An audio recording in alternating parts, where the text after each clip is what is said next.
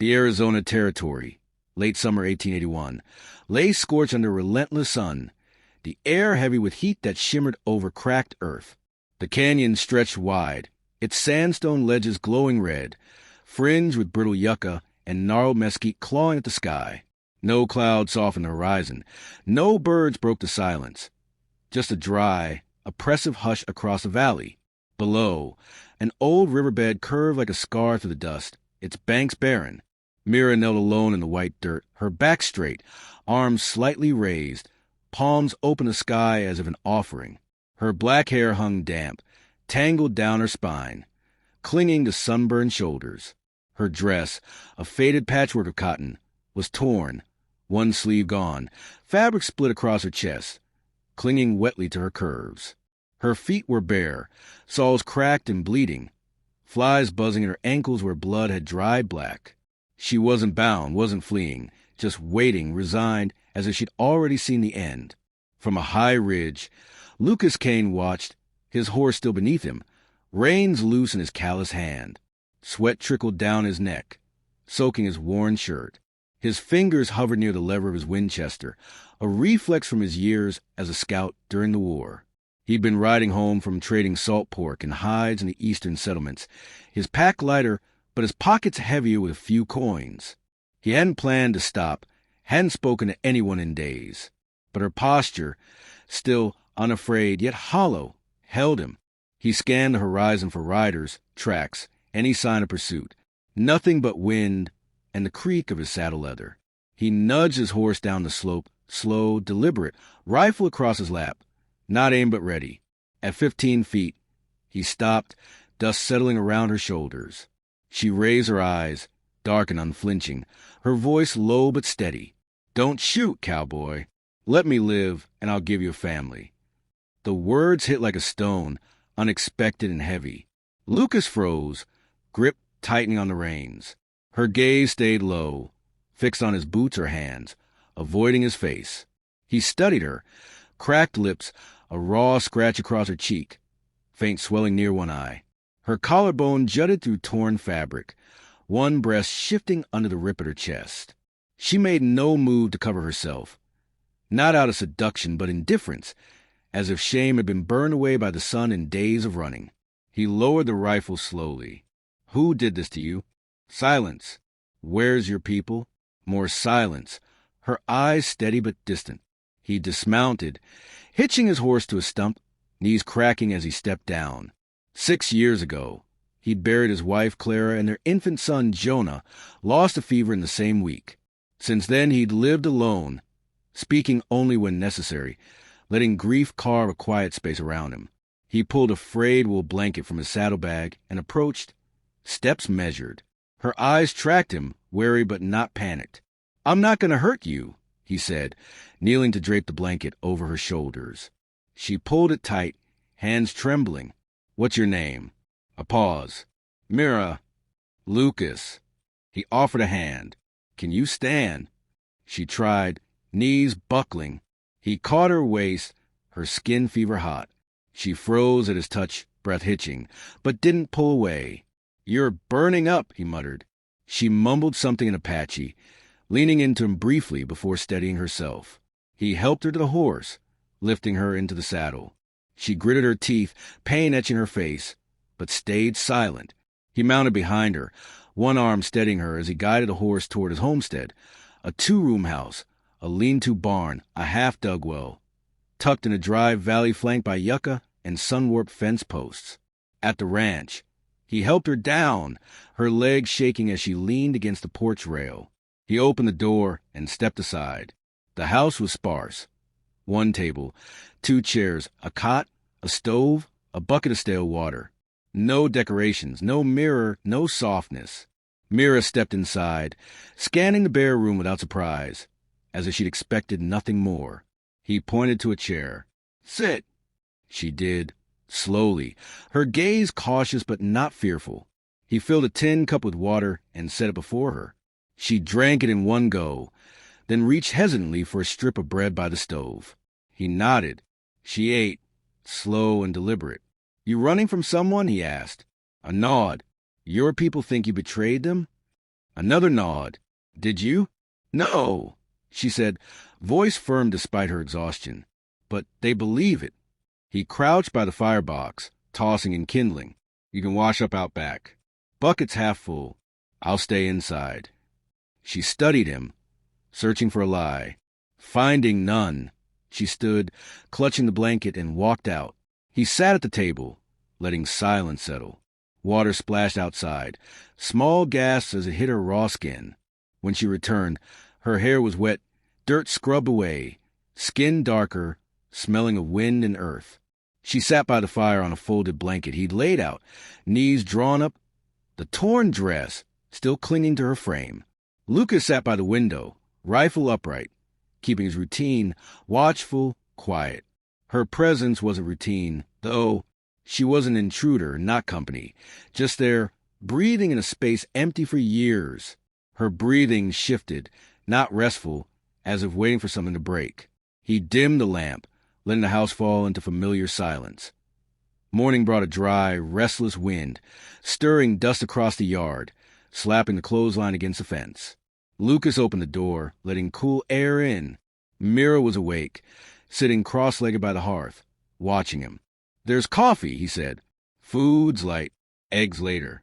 You eat meat? Yes. He poured coffee into a tin mug. She took it, sipping carefully, steam curling against her face. In daylight, she looked younger, maybe 24. High cheekbones, a faint scar on her jaw, eyes that didn't blink much. Her hands were scratched, blistered. Why were you out there alone? He asked. She set the mug down. My brother led a raid on settlers. Someone warned them. They blamed me. Did you? No. A trader followed me to the river, talked like I owed him. I said no. He lied to the others. They tied me outside the camp. No food, no water. Said I brought shame. I waited 2 nights, then walked. How long? 3 days, maybe 4. He saw the sunburn on her cheek, her torn soles. Why say that about a family? She met his eyes. Begging might have turned you away. Offering something might not. His jaw tightened. She wasn't wrong. Men saw her as something to take. He cracked eggs into a skillet, the hiss filling the silence. They ate quietly, passing bread and coffee without words, a rhythm forming, functional, not forced. Mira helped with chores, pulling water from the well, hands steady on the frayed rope despite blisters. She stayed within the fence, mending his shirt on the porch, the torn dress slipping to show her collarbone, her chest. Lucas noticed but didn't linger. It wasn't lust. It was her presence, alive in a house gone cold. Her movements were deliberate, cautious, but growing steadier, as if work grounded her. That night, she asked to sleep in the barn. He brought a blanket, lantern, and water, leaving her space. Her shadow stretched across the stall wall, spine straight, guarding herself. Back in the house, Lucas thought of Clara and Jonah, the headstone out back, 2 names, one barely carved. Grief had been a companion, but Myra's breathing filled the silence. By the 4th morning, Mira moved through the house like she belonged, sweeping, washing linens, planting beans behind the barn. Her dress, partially mended, still gaped at the neckline, but she didn't hide. Lucas watched her, careful steps, steady hands. She wasn't Clara, but she was a stranger either. They ate on the porch, crickets chirping. Why don't you go to town? She asked, peeling a potato. Ain't much there for me. I trade twice a season. Don't linger. Afraid of people? No, just don't need what they offer. My mother said men who live alone forget the shape of others. He didn't disagree.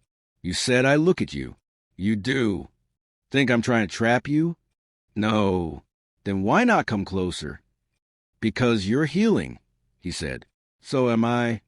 She stepped closer, her hand on his knee, steady, not bold. He placed his hand on her wrist, the touch heavy with meaning.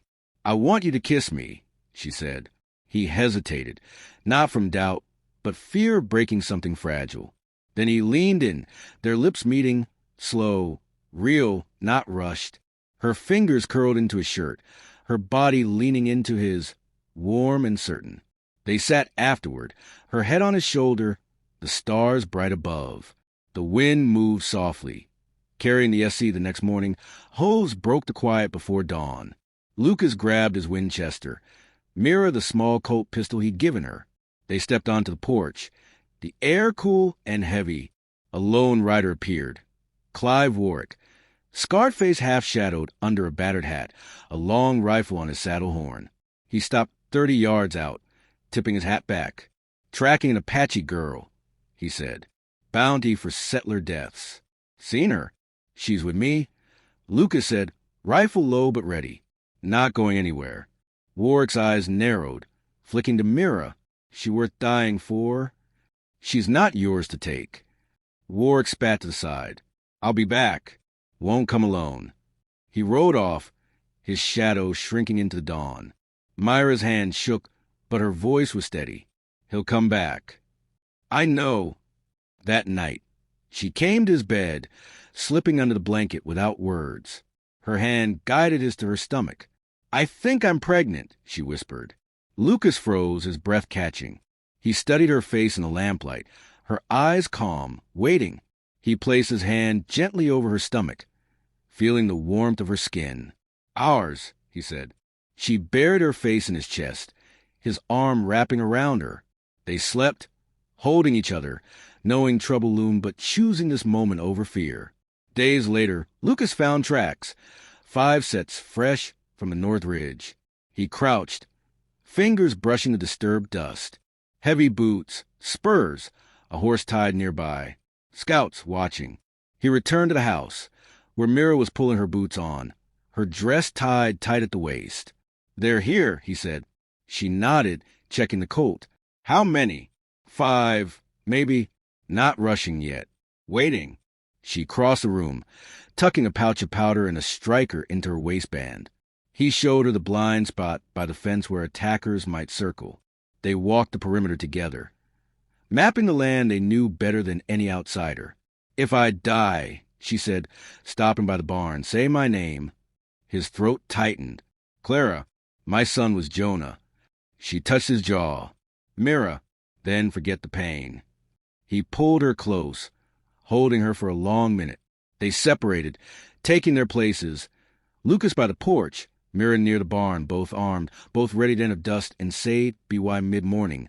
Warwick returned with 3 men. 2 on mules, 1 on a buckskin stallion, rifles visible. Lucas stepped out, shotgun slung low, Winchester ready. "She's mine," he said. Warwick grinned. "Bounty's real. Let her go and we ride out clean." Mira stepped beside Lucas, pistol raised. "I'm not going anywhere." A shot grazed the porch post. Lucas fired, dropping 1 man from his saddle. Mira fired, forcing another behind a stump. Warwick rolled off his horse, crawling to cover. The yard fell silent, the air thick with dust. Warwick's voice came from the trees. "This ain't over, Kane." They retreated. Lucas lowered his rifle, Myra's hand shaking but steady. "We need to bury him," she said. They did past the fence line, no stone, no name. Weeks passed without gunfire, but tension lingered. Lucas scanned the ridge daily. Mira kept the pistol close. Her garden sprouted, green shoots pushing through the soil. She smiled when she saw them, a rare flicker of peace. Lucas watched from the porch, tools in hand, the sight of her kneeling there staying with him. She mended his torn shirt from the fight, handing it to him. "You keep everything, even what's useless." "I don't throw away things with purpose," he said. She nodded, stepping aside. The space between them had shrunk, not from need, but choice. That night, she came to his bed again, her body warm against his. "You lost a child," she said. "I remember every hour of it." "So do I," he said. "This is ours." Spring brought warmth, Myra's belly rounding under her dresses. They built a cradle together, Mira choosing the shape, Lucas cutting the pine. When labor came, he stayed by her, boiling water, holding her hand through the pain. Their daughter, Lila, cried sharp and strong. Lucas carved her name on the gate. Kane Family Ranch, not for a grave, but for a home. Warwick never returned. The land stayed quiet. Lucas stopped checking the ridge. Mira stopped reaching for the pistol. They sat on the porch, Lilo on Myra's chest, Lucas's arm around them. "I thought love was something to survive," she said. "Now, it's something to stay for." He kissed her temple. "You're home." And in that choice, staying, they built a family, a life, a name that wouldn't fade, forged in dust and held by love.